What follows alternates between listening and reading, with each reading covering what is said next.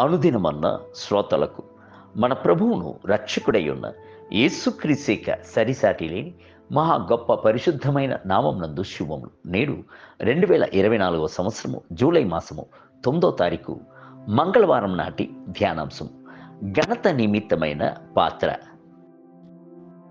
తిమోతికి రాసిన 2వ పత్రిక 2వ అధ్యాయము 21వ వచనమందు ఎవడైనను వీటిలో చేరక తన్ను తాను పవిత్రపరచుకున్న ఎడల ఘనత నిమిత్తమైన పాత్రే ఉండును.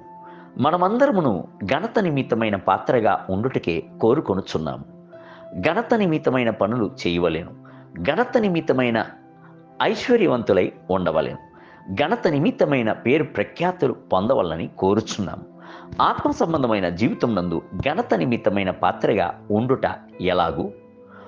పాపులై ఉన్నవారు శిలువ వద్దకు వచ్చి నిలబడి తమ యొక్క పాపముల నిమిత్తము రోధించి ఏడ్చి యేసుని రక్తము చేత కడగబడుచున్నప్పుడు వారి జీవితము పరిపూర్ణముగా మారిపోవును. ప్రభు వారిని ప్రార్థనా యోధులుగా మార్చును. వారిని శుద్ధీకరించిన క్రీస్తు వారిలో నివాసం ఉండుట చేత వారిని ఘనపరిచి గొప్ప చెయ్యును.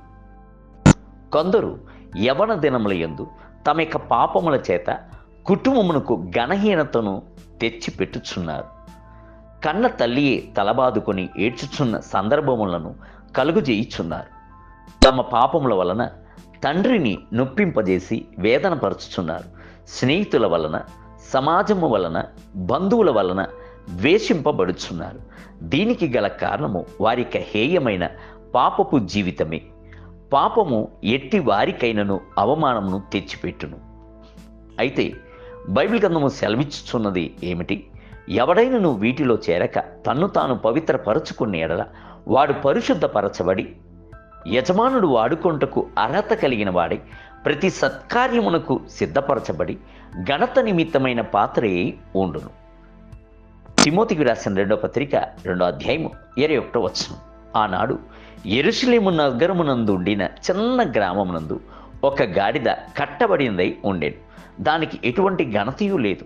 అయితే ఒక దినమున యేసు దానిపై కూర్చుండి ఊరేగింపుగా వచ్చినప్పుడు అట్టి గాడిదకు ఒక గొప్ప ఘనత ఏర్పడింది. అది నడుచుచున్న స్థలమంతటను వస్త్రమును పరిచిరి, చెట్టు యొక్క కొమ్మలు నరికి వేసిరి, ఎటువైపు చూసిన అలంకారములే. ఆ గాడిద యొక్క చెవులలో ఓసన అను మధురమైన గీతములు పాడబడిను. ఆ గాడిదకు అటువంటి ఘనత లభించుటకు గల కారణము దానిపై యేసుక్రీస్తు కూర్చుని ఉండుటయే. ప్రభు మిమ్మలను గణపరచి గొప్ప చేయవలనని కోరుచున్నాడు. ప్రభు మిమ్మలను గణపరచవలెను అంటే మీరు ప్రభువును గణపరచవలెను, ఆయన యొక్క నామమును హెచ్చింపవలెను, ఆయన గూర్చి ప్రకటించుటకు సిగ్గుపడకుడి. ప్రభు సెలవిచ్చుచున్నాడు, నన్ను గణపరచు వారిని నేను గణపరచుదును, నన్ను తృణీకరించు వారు తృణీకారం పొందుదురు. మొదటి సమూయేలు గ్రంథము 2వ అధ్యాయము 30వ వచనం. బైబిల్ గ్రంథము నందు ఎబ్బేసు యొక్క జీవితంను చదివి చూడుడి.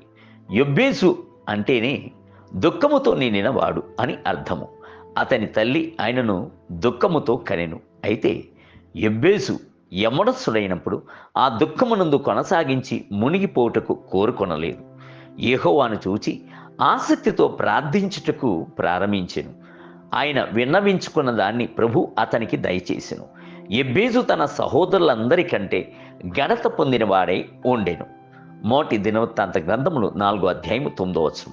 దేవుని బిడ్డలారా, ప్రార్థించుచున్న మిమ్ములను ప్రభు ఘనపరిచి గొప్ప చేయును.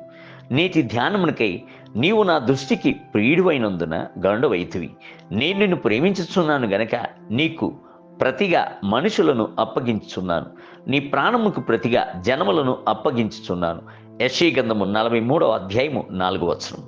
నేటి వేద పఠనము ఉదయము యోబు గ్రంథము 38, 39 మరియు 40 అధ్యాయములు, సాయంత్రము అపోస్తల కార్యములు 6వ అధ్యాయం 1 మొదలుకొని 21 వచనము. ప్రభు మిమ్ములను దీవించునుగాక. ఆమేన్. ఆమేన్.